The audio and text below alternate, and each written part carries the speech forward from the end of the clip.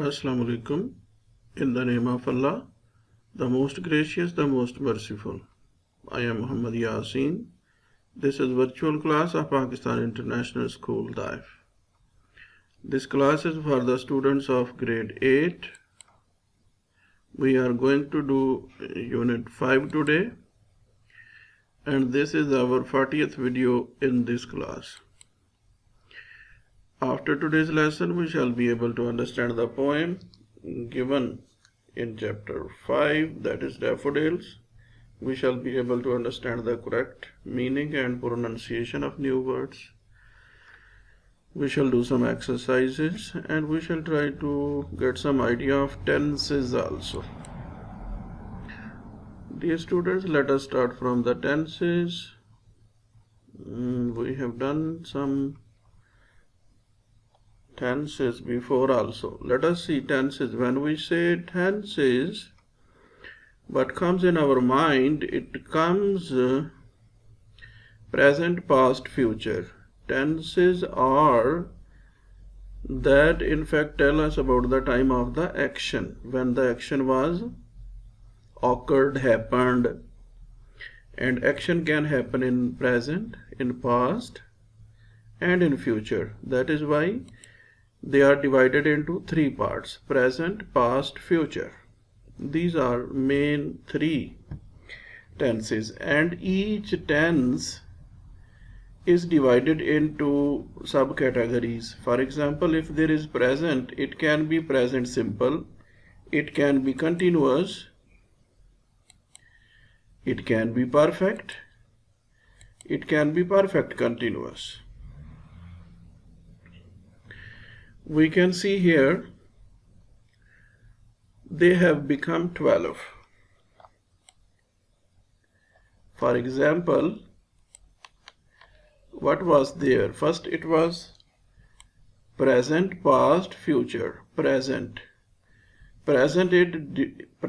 is divided into four more categories. It can be present simple, it can be present continuous, it can be present perfect, it can be present perfect continuous. What does it mean? There can be four types of present tense. In the same way, there will be four types of past tense. It can be past simple, past continuous, past perfect continuous. In the same way, there can be four types of future. It can be future simple, future continuous, future perfect continuous. How many types of tenses shall we get? 4 of present, 4 of past, 4 of future, 4 plus 4 plus 4. In this way, we shall find 12 tenses. To get some understanding, we shall write a sentence in present simple. We shall write a sentence in present simple. He goes to school. This is a present simple tense. It is used to express habitual actions, daily routines, repeated actions. To understand all other types, we shall change this present simple tense into other tenses. For example, he goes to school is a present simple tense. How it changes when it becomes present continuous?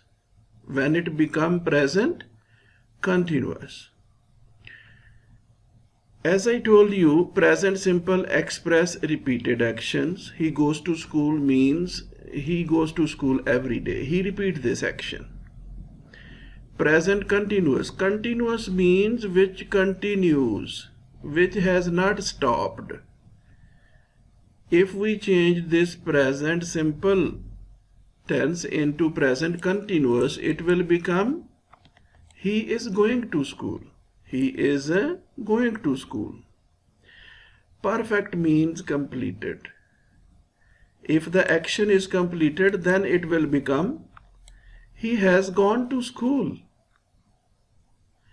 and it will become perfect continuous if we write he has been going to school. I think you have got some idea of these four tenses. We started from present simple and changed into present continuous, present perfect, and present perfect continuous. Now we shall change this present simple into past simple. What will it become? He went to school. Very simple. Past simple will become he went to school. And past continuous will become he was going to school.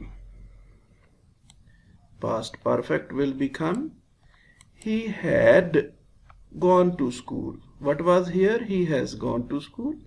What will be here? He had gone to school. And what will be there in past perfect continuous? He had been going to school. Here was has been going to school. Here is had been going to school. Now we shall change present simple into future simple. He will go to school. He will go to school.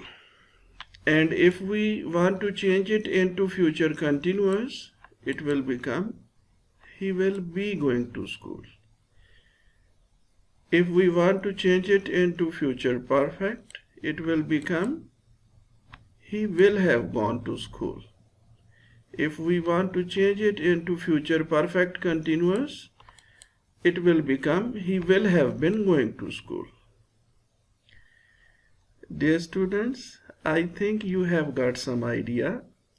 If you have not seen anything like this table before, it may be new for you, but usually we make this table and try to understand the tenses. If you watch this video 2-3 times, you will get better understanding. If you do not understand for the first time, you can watch it later, second time, third time, you will get some understanding of these tenses. When you understand what are these tenses, then it will be easy to change them into negative or into interrogative. Yes, students, let us move forward. We are going to start our chapter 5. In this chapter, there is a poem, Daffodils. First of all, I would like you have a look of new words. If we know the meaning and pronunciation of new words, it can be helpful to understand the poem. The first word is, for example, wander. Wander is a verb. It means to walk slowly around a place without any purpose. When we are free, we walk somewhere. That is called wander. Okay, that is float. Float means to stay on the surface of a liquid. If we throw a piece of wood on the water, it float on the surface of the water. That is called float. Okay, whale. Whale is used in the name of some valley. Whale means valley. Whale means valley. Hust. This is pronounced as hust. It means someone who has guests. This is a noun. We thanked our hosts for a very enjoyable evening. It has another meaning also. Host means group. Host means group. This is daffodils. Daffodils are flowers. You can see one flower in the picture also, a yellow bell-shaped flower with the long stem that is commonly seen in the spring. In spring weather, you can find such flowers. They are daffodils. Breeze is light and pleasant. Wind. Twinkle means to shine repeatedly, strongly, then weakly. Gay means very happy. If someone is happy, that is gay. If a place is gay, it is bright and attractive, pleasant. Glance, to give a quick, short look. When we look somewhere for a very short time, that is glance. Jocund mood means happy mood. This is adjective for the mood. It means happy. Bliss means perfect happiness. Pensive is thinking in a quiet way, often with the serious expression on your face. That is pensive. Solitude means the situation of being alone without other people. That is all about the word meanings. This is Unit 5. Daffodils is the name of the poem. Let us start our poem. Daffodils. What is the name? Daffodils. Daffodils are flowers, and this poem is written by William Wordsworth. You can see his name written here. That is okay. Dear students, I tried to show daffodils. These are the daffodils. Daffodils are bell-shaped flowers. You can see so many here at the same place. What are these? Daffodils. Yes, as we are going to read the poem Daffodils, and daffodils are yellow colored flowers. You can see their color is yellow. I have put one flower here also, and our lesson's theme will be yellow color because the lesson is about daffodils and daffodils are yellow. Throughout the lesson you will find yellow color dominating. This is the first stanza. Stanza is a part of poem containing 5-6 lines. How many lines are here? 6.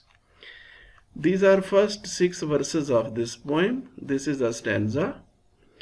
Let us read it.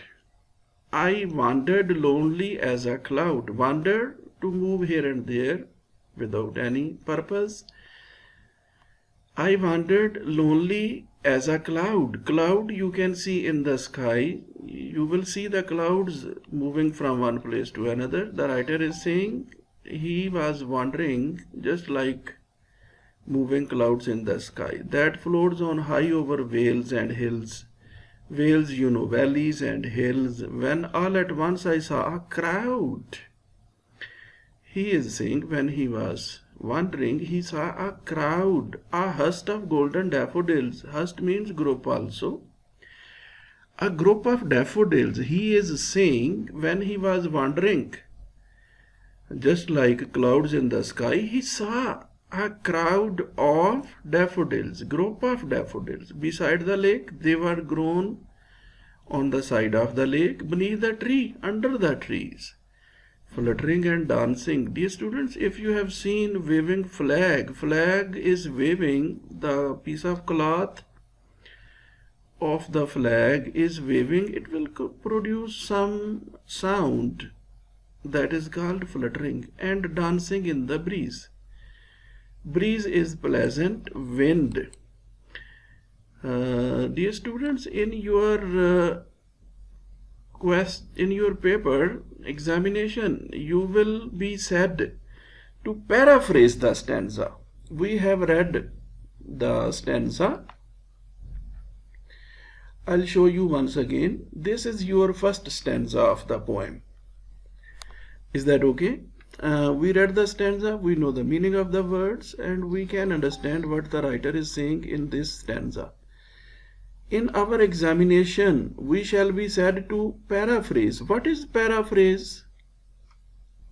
Yes, we should know what is paraphrase. Okay, this is stanza. You can see the verses are short. This is not like a paragraph. If we write all these lines by changing the sequence of the words in the form of a paragraph, that will be called paraphrasing. That will be called paraphrasing. I shall show you a paragraph now. You can see everything that is discussed here in this stanza is mentioned in that paragraph also, and that paragraph which is prepared from this stanza is called its paraphrasing. For example, if we look here, what are the things mentioned here? Here is mentioned the writer wandered, clouds are here, valleys are here, hills are here, crowd of daffodils is here, they are under the tree, beside the lake, and they are fluttering and dancing. These things are mentioned here. If we move forward, look at this paragraph. This is paragraph which is called paraphrasing. This stanza is taken from the poem Daffodils, written by William Wordsworth. The author is walking alone near a lake like clouds floating over high valleys and hills when he comes upon a host of large bed of fluttering and dancing daffodils on the side of the lake under the tree. Vale is another word for valley. This is to tell you the name. Okay, dear students, can you see in this paragraph everything is mentioned that was mentioned in the stanza? This means this paragraph is a paraphrasing of that stanza. I think you have got some idea. Let us move to the second stanza, and this was first stanza, we have paraphrased it. This is stanza number 2. Stanza number 2, what is here? Continues as the stars that shine and twinkle on the Milky Way. Milky Way is the sky, the universe. The writer is saying the stars shine in the sky, they twinkle in the sky. If I read first line again and try to understand, I shall say continuous. What is this continuous? This continuous word is used for the daffodils. The writer is saying the daffodils were in a continuous line just like the stars in the sky and twinkle on the Milky Way. The writer is saying daffodils were just like the stars in the sky. They stretched in never-ending line. The writer is saying they were in a line that was very, very long, never-ending, along the margin of bay. Bay is the bank of the river, bank of the lake. He is saying they were on the side of the lake in a very long line. 10,000 saw I at a glance. Just in a short look, I saw thousands of flowers tossing their heads in sprightly dance. He is saying the daffodils has bent their heads down. When we look down, that is called tossing their heads. This is the situation that the writer has tried to express in this stanza. We shall change it into a paragraph that will be our paraphrasing. Here is a question also. How do you compare the daffodils with the stars? Daffodils are compared with the stars. Our answer will be daffodils are compared with the stars because daffodils and stars are in a large number. Both are in large number. Secondly, both are shining. Number 3, both are very beautiful. We can compare these two things just like this. Let us move forward. This is the paraphrase. There are as many daffodils as there are stars in the sky, so many in a line that they can't be counted. He says in one glance he can see 10,000, which is a large number used to express how large the bed of flowers is. Bed of flowers means a small grassy piece of land where there are flowers grown. When we grow flowers in a small piece of land, that is called flower bed. They seem to be dancing in the breeze. In a pleasant wind, they are dancing. If you look at stanza 2, you can see most of the things which were mentioned in stanza 2 are given here in this paragraph. This is called paraphrasing.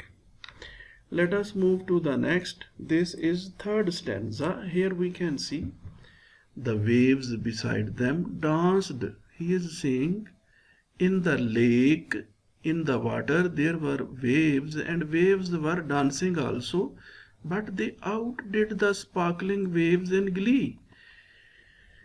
Outdid means perform better. Sparkling, shining, in glee, in happy mood, in happiness. He is saying waves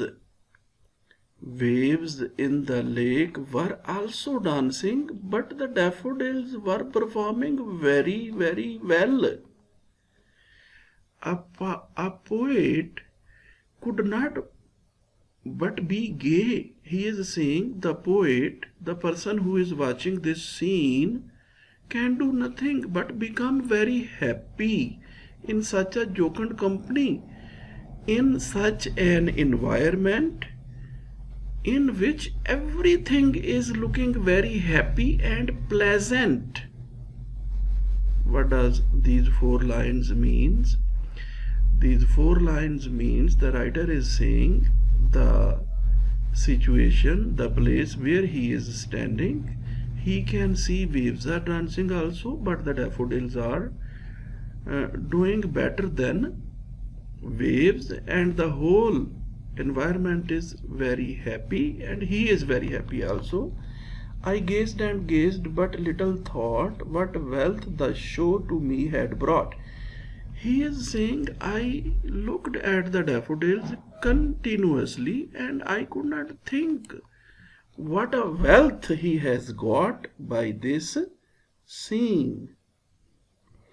Yes, students, we shall write these lines in the form of a paragraph. The question is, how does the poet feel in the company of daffodils? Yes, you can see the poet is feeling very, very happy. He is saying that waves are dancing, but the daffodils are performing better than everything over there. Let us move forward. This is the paraphrase. You can see the things are mentioned in this paragraph. The waves of the lake lap at the shore. Lap at the shore means hit the side of the lake. But the sound the daffodils make as they dance in the wind outdoes the sound of the water. The joyful company of the flowers make the poet happy. He looks at them for a long time, but he does not yet appreciate what experiencing these flowers has done for him. What does it mean? These dancing flowers has given him happiness. He has become happy. In paragraph 4, it is written, for oft. Oft means often.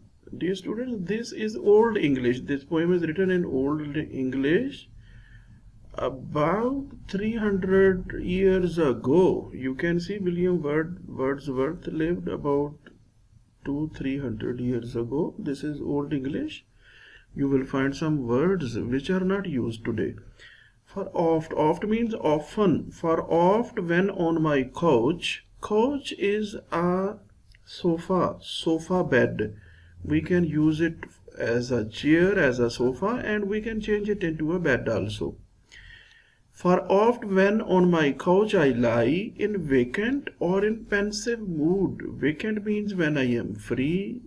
Pensive means when I am busy by thinking something. The writer is saying, when I lie on my bed, on my couch, I am free or busy to think about anything.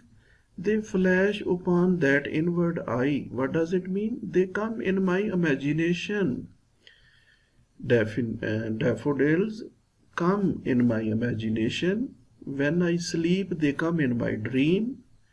Inward eye means eye of imagination or dream, which is the bliss of solitude. That is the blessing of my loneliness when I am alone. This is blessing for me that their memories come in my imagination, and then my heart with pleasure fills, and they make my heart happy and dances with the daffodils. The writer is saying, whenever I am free or I am thinking anything, the memories of daffodils come in my imagination, come in my mind, my heart becomes happy and it starts dancing with the daffodils. Let us look at the paraphrasing. Now in the final stanza, the poet knows how much the flowers have affected him. Often when he is lying on his couch or when he is in a thoughtful mood, an image of the daffodils comes to his mind, and then his heart fills with pleasure and dances with the daffodils. Can you see, I have mentioned here most of the things that were there in the stanza.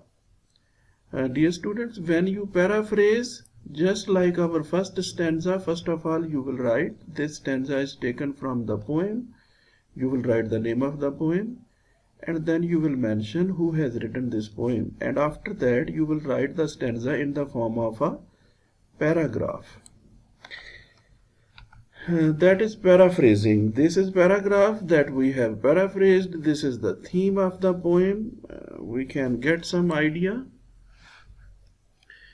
what was mentioned in the poem. We probably have moments in our life that we reply in our memory, images to which photographs or videos cannot do justice because they cannot capture our feelings.